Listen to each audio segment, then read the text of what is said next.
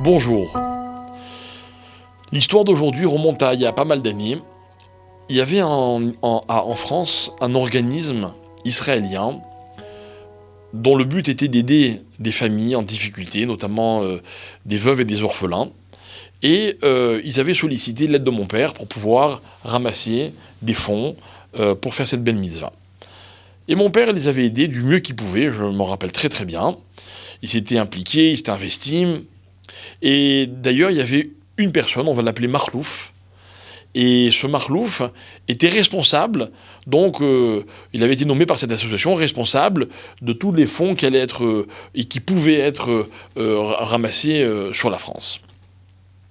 Et voilà que, au bout d'un moment, des anomalies sont apparues et ils ont fait une enquête et ils se sont rendus compte que les personnes qui représentaient cette association, qui est une association, je précise, très sérieuse, mais ils avaient gagné la confiance des grands responsables de cette association en Israël, n'étaient pas des gens honnêtes.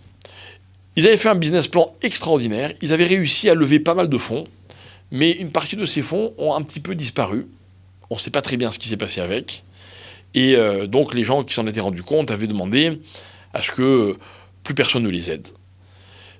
Ils étaient venus voir mon père en lui demandant de faire une lettre et de sortir contre cette association pour que tout le monde sache que cette association ne méritait pas que, en tout cas ces personnes ne méritaient pas qu'on les aide.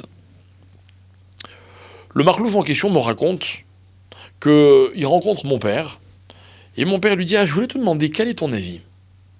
Est-ce que tu crois que je fais une lettre ? Est-ce que tu crois que je fais pas de lettre ?»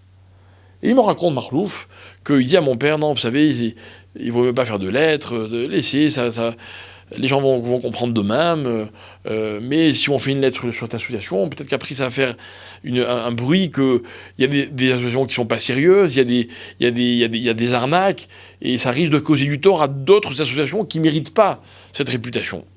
Et mon père lui dit, ah, tout à fait, je suis d'accord avec toi, on va pas faire cette lettre. Et il me raconte, Marlouf, qu'il a su par la suite, et il connaissait un peu mon père pour savoir que ça lui correspondait tout à fait, que mon père en fait avait déjà pris sa décision de ne pas faire cette lettre. C'est vrai que mon père, Alav Shalom, était très très soucieux de ne jamais critiquer qui que ce soit, et encore moins des groupes de personnes, ou des associations, ou des rabbinim, a fortiori.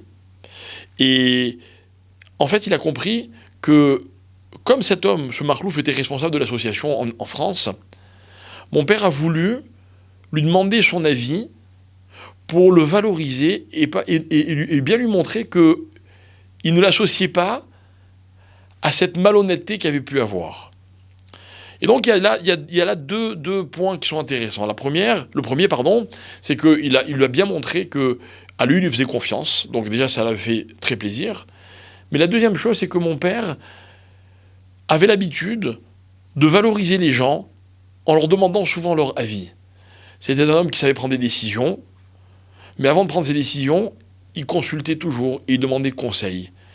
En général, il demandait conseil aux grands rabbinim, mais il savait aussi demander conseil aux personnes qui étaient le mieux indiquées pour avoir un avis, même si c'était des fois des gens très simples.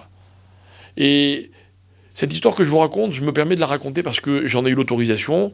Je pourrais en raconter beaucoup d'autres, dans lesquelles il a vraiment demandé l'avis de personnes dont il n'était pas obligé de demander l'avis. Mais pour lui, c'était important de profiter de cela pour montrer à chacun la valeur qu'il avait à ses yeux.